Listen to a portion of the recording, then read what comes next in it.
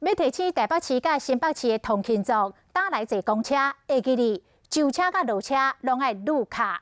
即摆是选择期，一直到明年的正月底，为明年的2月初一开始，坐公车、上车落车若无绿卡，安尼转车的优待都会去互取消。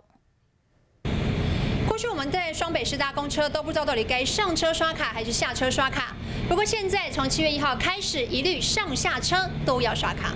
一上车就有看到这收费的电号是光光的，甲过去无共。民众坐公车、上车、落车拢爱绿卡，选择期间伫公车顶也会听到这个放送。 7月1日起，双北市公车改成上下车都需刷卡。